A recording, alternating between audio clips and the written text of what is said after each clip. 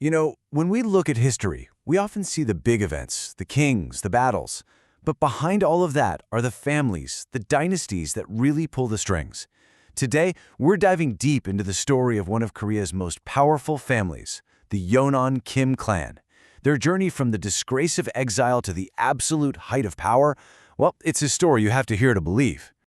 Okay, so right off the bat, this is a direct follow-up to our explainer on Kwangdeok-myeon. If you haven't seen that one yet, I'd really recommend checking it out first, because it gives you all the background. We talked about this incredible region, now in North Korea, that was a heartland for so many great clans, the Andon Kwans, the Wonju-byeons, and of course, several Kim clans. Today, we're putting one of them under the microscope, the Yeonan Kim clan. We're going to find out how they put down roots in that land and grew into a force of nature. So that begs the question, how powerful can one family really get? I mean, we throw around words like influential all the time, but what does it actually look like when a single lineage dominates for centuries?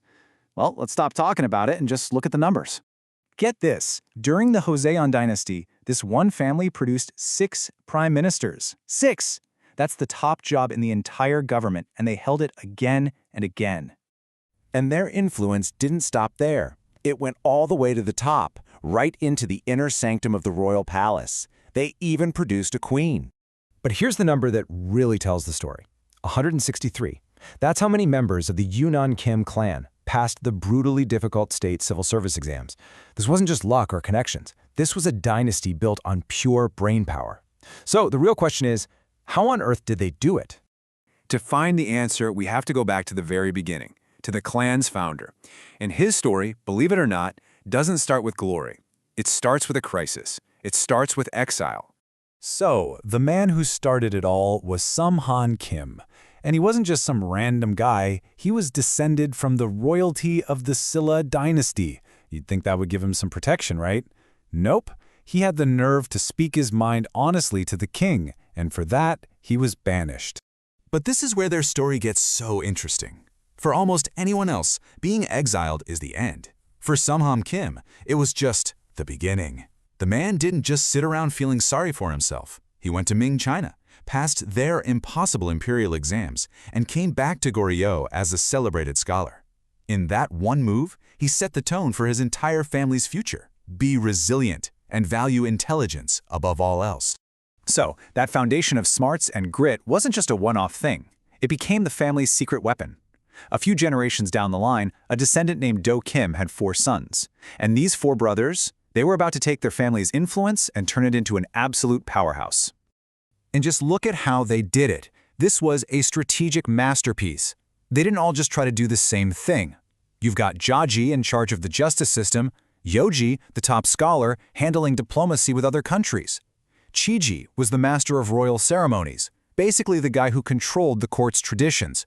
And Hakji was out there running a whole province. They had all the bases covered.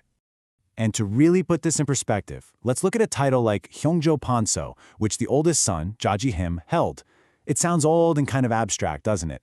But its modern equivalent is the Minister of Justice. He was the head of the entire legal system for the whole country. That's some serious, real-world power. Okay, so with this incredible foundation of power in place, the family was primed for its golden age. When the Joseon dynasty came around, the Yeonan Kim clan wasn't just playing the game, they were practically writing the rules. I mean, this chart says it all, really. 6 prime ministers, like John Kim and Gunsa Kim, the Grand State Counselor, Gam Kim, who was the king's #1 advisor, the queen, we talked about her, and those 163 exam passers holding it all up. It's just a stunning picture of total political and intellectual dominance. But we all know that kind of power can be temporary. Dynasties rise and fall. So after all those centuries on top, did the Yeonan Kim clan just fade away? Not a chance. Their story is still going. As of the census in the year 2000, there were nearly 80,000 descendants of the Yeonan Kim clan living in South Korea. Think about that. From one single ancestor who was exiled, a lineage that has survived and absolutely thrived for more than 1,000 years. And it really leaves you with a fascinating thought.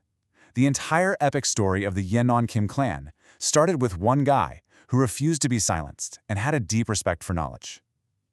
It just makes you wonder, the choices we're all making right now, the values we decide to live by, What kind of legacy are we building? What stories will our own families be telling hundreds of years from now?